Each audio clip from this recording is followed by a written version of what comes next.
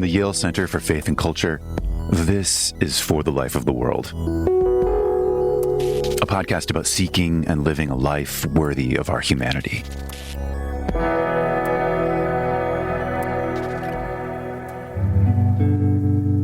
Hi, listeners. Thanks for joining us. I'm Evan Rosa, and this is a bonus clip from episode number 38 of For the Life of the World, featuring legal scholar Robert George of Princeton University. I first met Robbie in the context of his friendship with Cornel West. Friends who disagreed about a lot of things, but held in common certain virtues that not only kept them friends, but helped them together to collectively advance the search for truth for anyone who was listening. If you find this civic moment exhausting, you're not alone. But one of the sure antidotes to exhaustion is genuine friendship.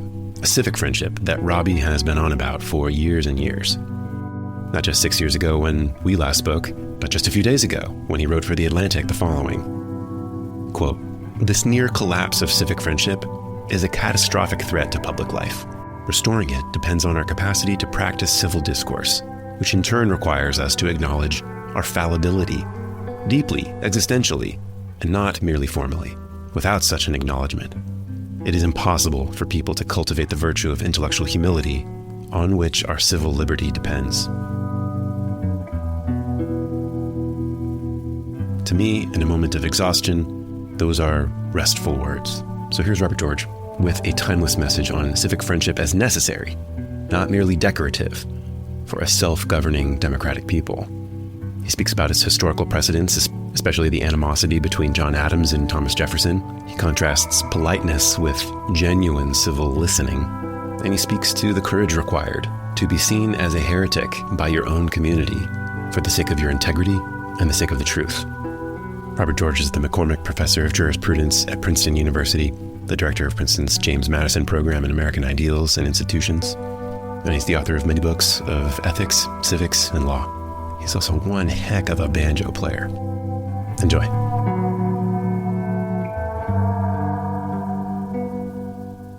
Civic friendship is actually important for all sorts of polities, but for a self-governing people, for a democratic people, civic friendship is really critically important. That's why I say indispensable, necessary. And there's a reason for that. If we fail to treat each other as civic friends, that is to say, as fellow citizens, and instead regard each other as enemies to be defeated and even destroyed, then everything is up for grabs every time there's an election. There's nothing that's stable. The losing side can expect nothing but retaliation. The winning side will have to claim the power to completely control the norms that will govern into the future. And you get a breakdown. We had a serious breakdown of civic friendship very, very near the beginning of this republic. And that is in the period of the late 1700s and early 1800s, especially around the election of 1800, which pitted the incumbent John Adams against Thomas Jefferson.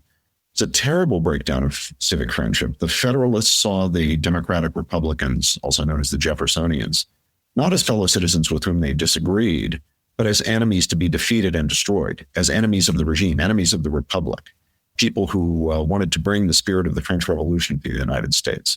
And the Democratic Republicans, the Jeffersonians, felt exactly the same way about the Federalists, that they were not fellow citizens to be disagreed with in an honest democratic debate, but rather as enemies of the regime, people who would establish, if they had their way, a British-style monarchy. And that breakdown of trust really threatened the Republic right at the beginning. And of course, we saw it then another 50 years later in the run-up to the Civil War and in the war itself, a complete breakdown of civic friendship. Those in the North saw those in the South, and those in the South saw those in the North not as fellow citizens to be disagreed with robustly, but nevertheless to be regarded as fellow citizens. They saw each other as enemies, and they could not see how they could live together in a republic. And of course, we know what followed from that. So the fact that it has happened before should give us no comfort. It shouldn't cause us to think, people always complain about the breakdown of civic friendship. They always complain about the lack of civility in politics, but it's no big deal because we always survive. Well, we almost didn't survive in 1800. And I don't need to say anything else about what happened in 1860 and 1861. I wonder if you'd say a little bit more about what you mean by that friendship, because I think the concept of friendship between especially the extreme left and extreme right in America today does seem implausible. Well, that's certainly true. We tend to construct our identities around our beliefs. There's nothing wrong in principle with the fact that we wrap our emotions around our convictions. But if we do, as we are prone to do, wrap our emotions too tightly around our convictions, then we become dogmatists. Then we become unwilling to consider the possibility that we might be wrong and that a critic might be right, or at least that we might have something to learn from a critic, even if the critic's not 100%. We assume a posture of infallibility. We tend to think of ourselves as infallible and think of people who disagree with us about those beliefs as bad people. They don't share our deepest beliefs. They're bad people. They don't share our beliefs on things that we really care about. They're bad people. And because they're bad people, they can't be our friends. Rather, they're our enemies. And since they have beliefs that they are prepared to act on that would establish what we think is wrong or unjust or bad, they are enemies to be not only defeated, but ideally to be destroyed, to be driven out. I've always said, and this is something Cornel West emphasizes as well, it's a real point of agreement between the two of us, which I think is important, that one of the key virtues that's needed, which is really missing, and it's hard for all of us, is the virtue of genuine humility. This is hard. But it takes humility to recognize that I might be wrong, not merely about the less important, superficial, more trivial things of life, but I might be wrong even about the most important things. And it's only with that virtue of humility that you, I, or anyone can open ourselves up to genuinely listening to a critic and considering whether the critic might in fact have something to teach us, indeed might in fact be right and we might be wrong. Civic friendship, civility, is not just politesse, Evan. I think it's really important to see this. And people they think of civility as being polite. No, it's good to be polite. I'm not arguing against it. But that's not civility.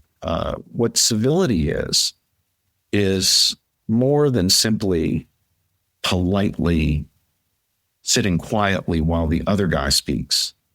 And then you get your turn to speak and he sits quietly while you speak. Civility is something deeper. It is genuinely listening to the guy who disagrees with you, listening to your conversation partner, your interlocutor, listening with an openness to learning, considering whether in fact he might be right, or again, if he's not 100% right, considering that he might be right about something, or at least have something to teach us. Civility means genuinely engaging the other person, honoring the other person as a rational creature like oneself who's thought about things and has something to say, something from which I might learn. And that means having an open mind. You can't have an open mind unless you have intellectual humility. And you generally need to be open-minded. Now, some people think, well, gosh, I can't be open-minded because if I'm open-minded, I'll have no convictions. And if I have no convictions, I won't act, and I won't act for the sake of justice. Clearly, you can't have an open mind about the most fundamental things because that would paralyze us. Well, I certainly try to have an open mind. I don't succeed all the time, I'm sure, but I try, and it hasn't paralyzed me. Same for Cornel West, somebody on the opposite side of most political questions for me. Cornel's a passionate actor in the public sphere. He advocates strongly on behalf of things he believes in. And yet I can tell you as his frequent interlocutor, he's got an open mind, a willingness to listen, a willingness to engage, not simply to challenge others, but to be challenged even on his most fundamental convictions. And when you have that attitude, then you can have genuine civic friendship.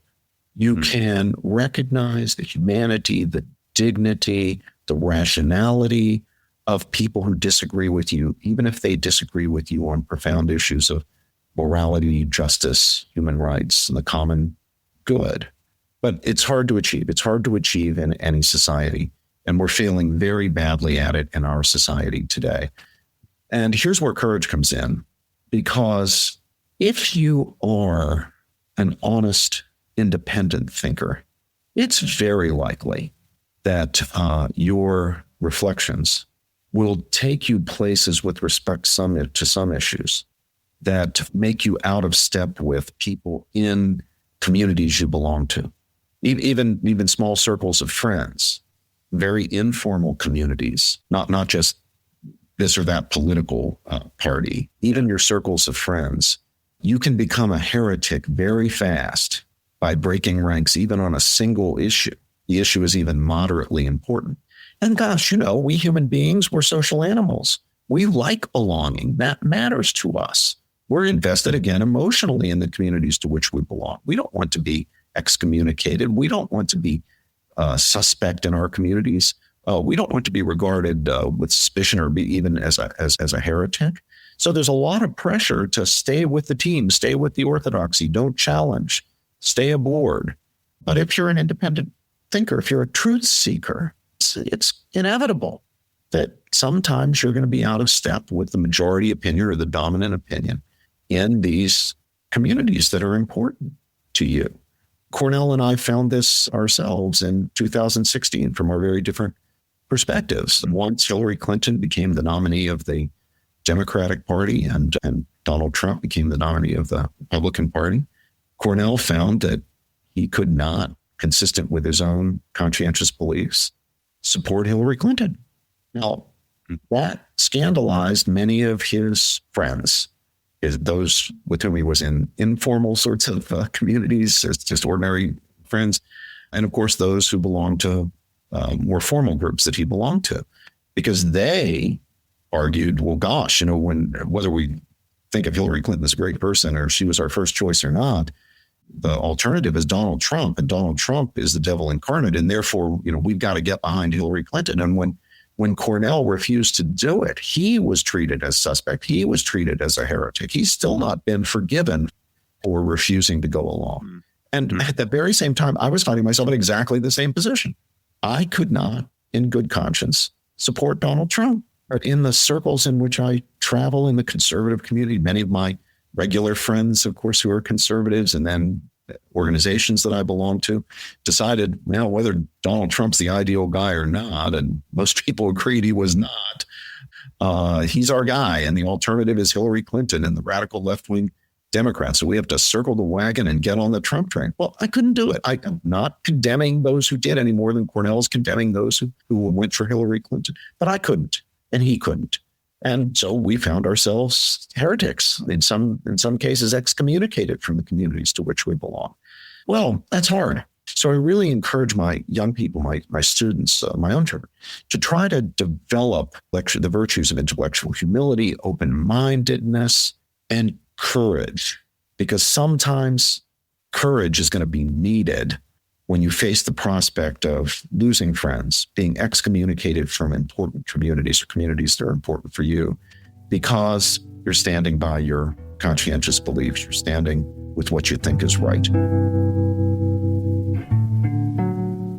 This episode featured Robert George. Noah Sentil is our production assistant and edited this episode. I'm Evan Rosa, and I produce the show.